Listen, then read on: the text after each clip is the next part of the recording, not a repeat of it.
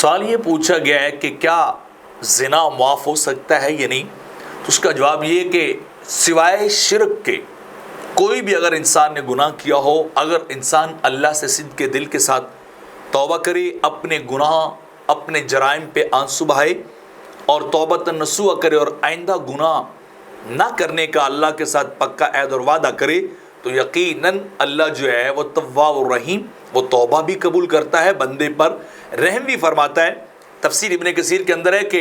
ثم اخبر تعالی انہ لا یغفر ان یشرک بہ ای لا یغفر لعبد اللہ کہ وہ مشرک، ایسے کسی بندے کو اللہ معاف نہیں کرے گا جو شرک کی حالت میں اللہ سے ملے گا۔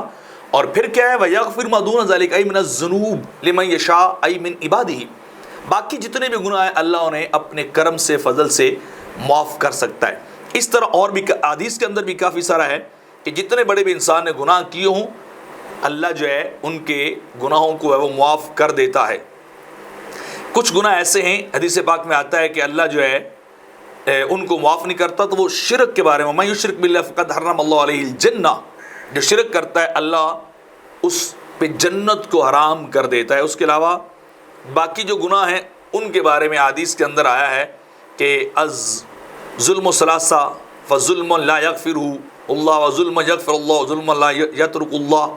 کہ یہ ظلم مختلف کے ہیں، جس ظلم کو گناہ کو اللہ نہیں بخشتا وہ شرک ہے، اور اس کے بارے میں کیا گیا ان شرک ظلم عظیم، اور وہ ظلم جس کو اللہ بخش دیتا ہے وہ ظلم العبادی،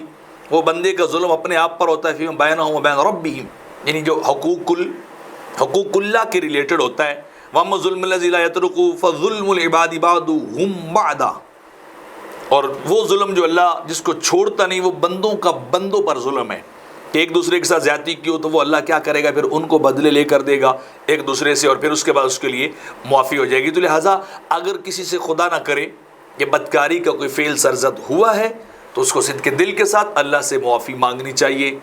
توبہ کرنی چاہیے۔ جب وہ توبہ کرے گا تو اللہ یقیناً اسے معاف فرمائے گا۔